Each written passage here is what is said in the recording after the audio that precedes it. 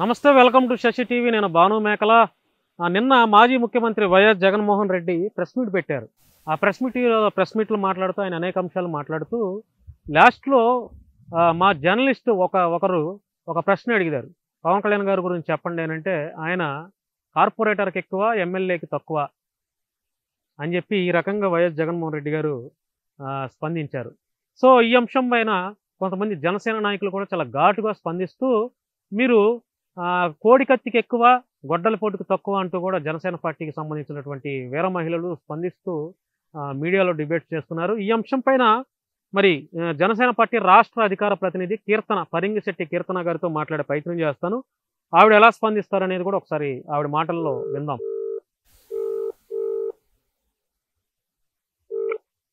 Hello madam, నమస్తే అండి. నేను భాను అండి, శశి టీవీ.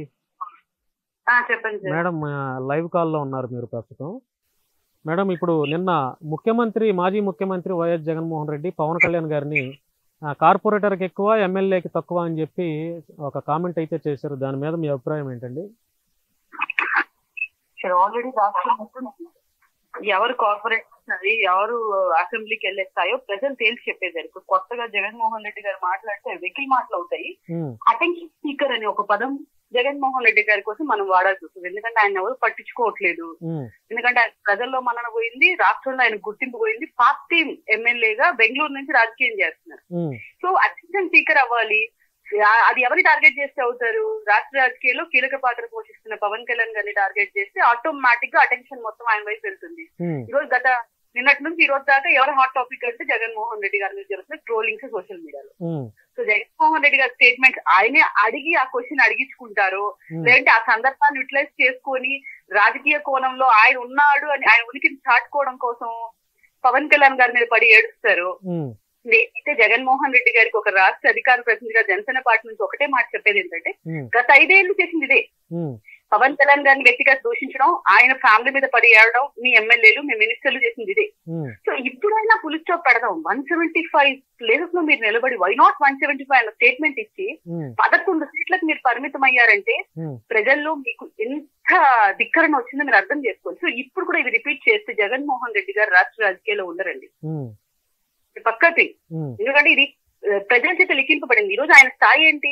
పులివెందల పులి వై నాట్ 175 అన్న వ్యక్తి ఈ రోజు అసెంబ్లీలో నాకు కొంచెం టైం కేటాయించండి, నేను మాట్లాడడానికి, నన్ను ప్రతిపక్ష నేతగా గుర్తించండి, ఆ హోదా నాకు కల్పించండి అడుక్కునే స్థాయికి వచ్చాడు. ఇదే రిపీట్ చేస్తూ పోతే రాబో రోజుల్లో ఈ మటుకు రాజకీయాల్లో కూడా జగన్మోహన్ రెడ్డి గారు ఉండరని ప్రజల నుంచి నేను చెప్తున్నాం. ఈ మాట ఆ ప్రతిపక్ష హోదా కూడా అదేదో ఇస్తే ఆయన ఏం మాట్లాడతారో అసెంబ్లీలో తెలుస్తుంది, రాష్ట్ర ప్రజలందరూ చూస్తారు కదా. అది మన చేతుల్లోనో లేదా ఎమ్మెల్యేలు మినిస్టర్ల చేతిలో లేదండి. ప్రజలు ఆయనని ఒక నాయకుడుగా గుర్తించి ప్రజలు కనుక 18 సీట్ల కన్నా ఎక్కువ ఇచ్చుంటే మేబీ ప్రజలు మనన పొంది మనం కూడా కూర్చోబెట్టి ఉండొచ్చు.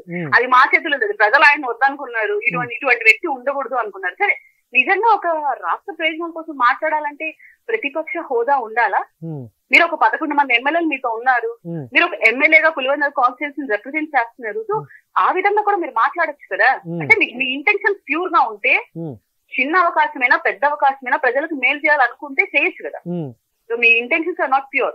దట్స్ వై మీరు స్కిప్ చేయడం కోసం మా మీద చూపిస్తున్నారు రీజన్ అంతే. సో మేడం, మరొక మాట, పథకాల గురించి చాలా మంది సామాన్య ప్రజలు ఇబ్బంది పడుతున్నట్టుగా అదొక వార్త అయితే వినిపిస్తుంది. దీని మీద మీరేమన్నా అంటే పథకాలు ఎప్పుడు అమలు అవుతాయి, అసలు ఏంటి అనేది చెప్తారా? అందరికీ తెలిసిన క్లియర్ కట్ విషయం ఏంటంటే మనం రాష్ట్రం అప్పుల్లో ఉన్నాము. అండ్ ఇంకా అప్పుల్లోకి అంధకారంలోకి జగన్మోహన్ రెడ్డి గారి ప్రభుత్వం తీసుకొని వెళ్ళిపోయింది. వాళ్ళు ఈ 5 ఏళ్ళలో చేసింది ఏంట్రా అంటే వీలైతే ఆస్తుని తనఖా పెట్టడం, ఆస్తుల్ని అమ్మడం, అప్పులు చేయడం.